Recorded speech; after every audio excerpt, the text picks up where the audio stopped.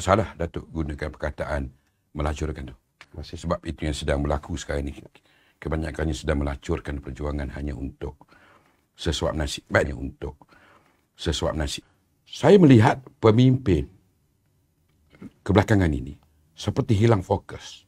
Mereka jadi seolah-olah semakin biadab menguruskan, semakin kurang ajar. Kan? Lari daripada perlembagaan seperti yang saya sebut. Perlembagaan itu ibarat kitab perjuangan. Kenapa perubahan kebiadaban ini berlaku dalam saat UMNO perlukan sokongan? Yalah, kerana dia tak, rambut sama hitam, hati lain-lain kan. Kita mungkin tidur sebantal, mimpi pun lain-lain. Berbeza. Jari pun yang Allah Subhanahu Wa Taala jadi pun dah tak sama. Saya fikir mungkinlah ada sebahagian kecil yang melihat ini kepentingan peribadi mereka.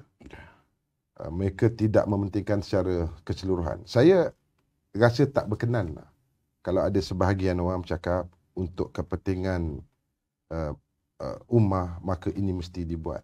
Saya nak tanya, bila kita menjerit 22 bulan, jangan lupa itu. Bila kita menjerit 22 bulan, di bangunan ini kita berhimpun ratusan ribu umat.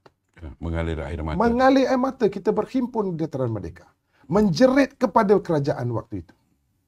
Pembelaan kepada agama, bangsa dan tanah air. Raja-raja dihina, Nabi dihina. 3 surat tulisan Jawi dicabar. Di mana mereka yang ada sebahagian daripada kita sekali, waktu krisis itu berlaku. Jangan lupa ni. Pernah tak seorang pun bangun di parlimen, mungkin bercakap dengan jelutong ke, bercakap dengan bagan ke? Sila duduk. Jangan mencampuri urusan ini. Jangan cuba merobek tabung haji contohnya. Tak ada. Dia were total silent kan dah. Senyap. Tidak ada seorang pun bercakap soal ini. Tetapi hari ini, bila nak menghalalkan perbuatan mereka demi ummah. Pada saya mesti ada cynical thinking. Mesti ada pemikiran yang agak sikit ragu-ragu. Adakah benar demi ummah? Ataupun untuk kepentingan yang seperti saya kata tadi, when you can beat them, you join them.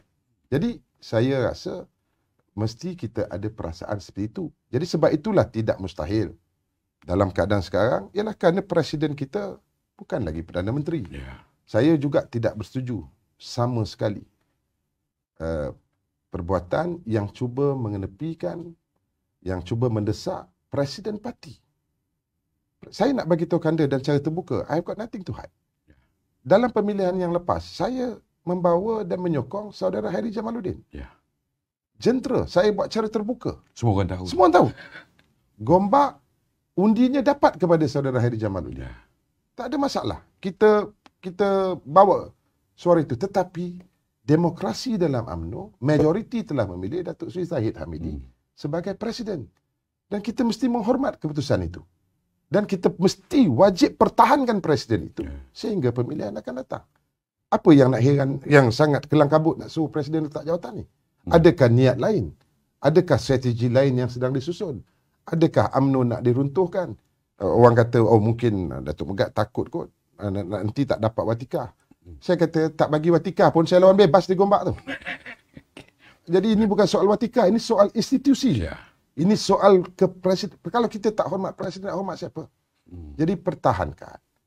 Apa yang Presiden kita buat yang teruk sangat, yang tak boleh runding ni? Orang lain, jangan lupa tu kanda, persidangan Parlimen pada 2019. 2019, Disember. Ahli-ahli Parlimen kita ada sebahagian menjerit-jerit dalam Dewan Rakyat. Menggunakan perkataan kebetulan lah, tempat saya ni. Menjerit tempat saya ni. Menjerit macam-macam, minta penjelasan. Tiba-tiba bulan 3 dah lupa dah. Di mana ni prinsip? Di mana prinsip? Takkan boleh matlamat menghalalkan cara. Dulu kita musuh. Ada benda yang kita tak setuju. Kalau dah kita tak bersetuju atas sifatnya yang melibatkan akidah kita, kepercayaan kita, agama kita, takkan boleh kita terima balik lepas kita dah bersama. Tak boleh. Yang salah tetap salah. Mesti kita tegur. Jadi apalah sangat Presiden. Ada 2-3 saat kan yang mendesak Presiden lepaskan jawatan walaupun dah dibuka pemilihan untuk tahun ini. Siap ada yang buat banner lah apa semuanya. Pernah tak berlaku dalam sejarah UMNO ni Presiden diserang secara terbuka begini? Tak pernah. Kenapa tak jadi pernah. begini? Sebab Presiden kita, saya dah kata tadi, Presiden kita ini bukan Perdana Menteri. Tapi jangan lupa, ketiga-tiga calon yang menawarkan diri. Saya dah kata tadi, saya waktu itu saudara KJ. Tetapi ketiga-tiga calon, ketiga-tiganya telah bersetuju menawarkan diri kerana mereka yakin mereka nak pikul parti dalam keadaan parti cukup lemah. Parti tidak ada kuasa. Wang kita dibeku, kuasa kita ditarik, segala-galanya. Pemimpin kita dituduh bersilih ganti di mahkamah.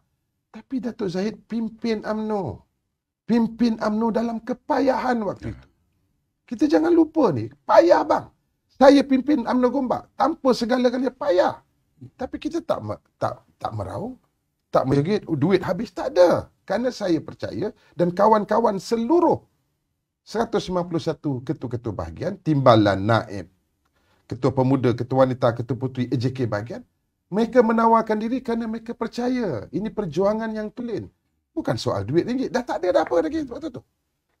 Bank balance zero. Apa yang ada? Kita keluar sendiri. Begitu juga Datuk Zahid memimpin 191 bahagian. 3 juta ahli dalam keadaan tidak ada kuasa. Hari ini dah ada sikit kuasa, kita nak sepak orang ni keluar.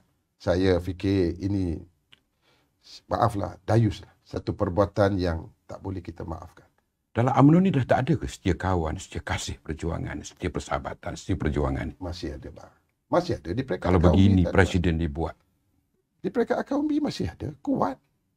Saya Alhamdulillah mendapat sokongan yang kuat daripada ahli-ahli UMNO di Gombak. Ada. Tak ada siapa pun yang menyerang saya. Kita tak menyerang timbalan, tak menyerang naib, ketua wanita, ketua pemuda, okey. Maknanya kesetiaan tu masih ada. Cuma saya katakan tadi ada segelintir kecil. Jangan lupa grand design ini. Jangan lupa strategi. Jangan orang-orang kita terlena. Lagu yang muzik yang didendangkan, kita ikut menari lagu tu. Orkestra dia. Orchestrated. Yang ini disusun dengan begitu baik sekali.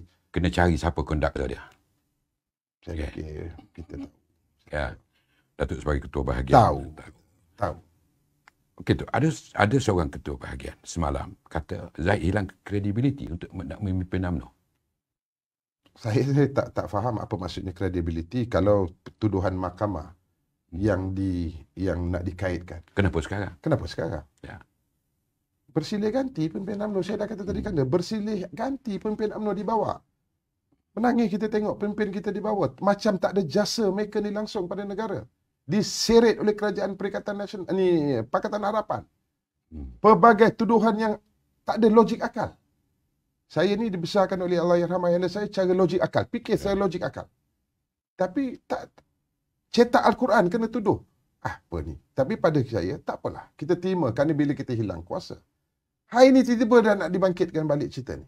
So, jangan lupa. Buatlah apa perancangan sekalipun. Ketentuan Allah Subhanahu Wa Taala tak ada siapa boleh lawan. Allah Subhanahu Wa Taala tak ada siapa boleh lawan.